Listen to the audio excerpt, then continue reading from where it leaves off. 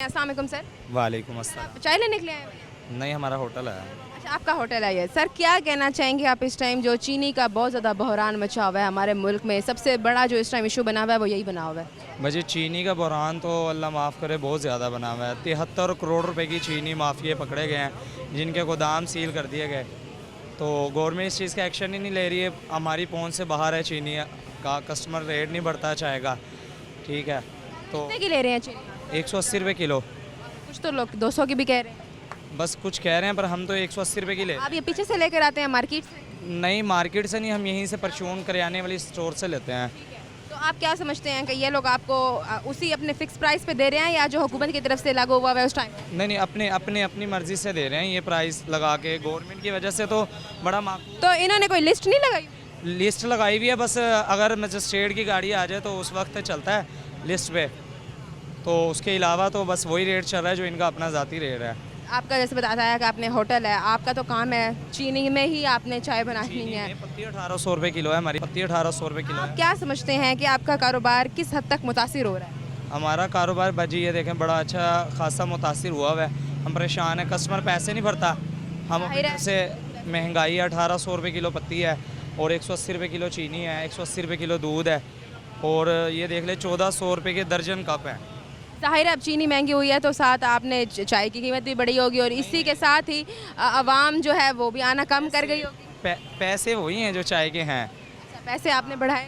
नहीं, जो पैसे लोग कह कुछ अभी साथ दुकान पे थी तो वो कह रहे थे कि हमने 30 रुपये अलग बढ़ गए। जो 30 का कप मिलता था वो अब 60 रुपये का कप मिलता है। नहीं, शुरू से हो गए 2-3 साल हो गए हैं, 60 रुपये का ही है।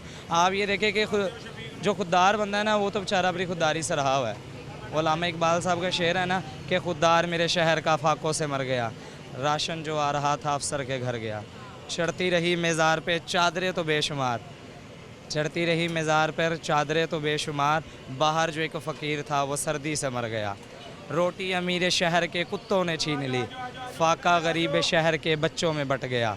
और गरीब के लिए तो भाजी इतना मुतासिर हो गया खाना पकाना, मैं आपको क्या बताऊं। मिस्त्री हमारे घर में लगा हुआ था, उसकी 1200 रुपये दिहाड़ी, वो कहता मेरे घर का बिल 18,000 रुपये का आ गया, मैं कैसे भरूं।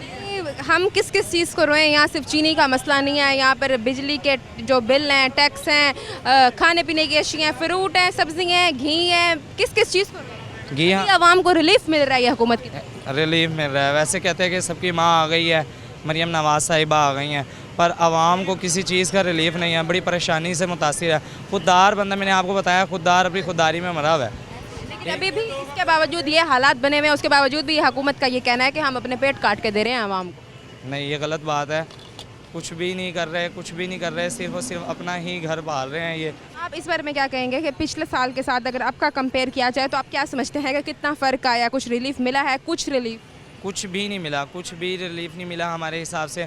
हम पहले भी पैसे घी लेता था मैं अपने घर का 500 रुपये किलो और अभी भी 500 रुपये किलो ही मिल रहा है। 1 साल हो गया वही रेट है। मैं उन्हें कहता हूँ कम हुआ है, वो कहता है कम नहीं हुआ, यही है। अब देख ले 1 साल से फ़िक्स रेट दे रहे हैं हमें 500 रुपये किलो। उम्मीद लग रही है कि हालात ठीक हो पाएंगे?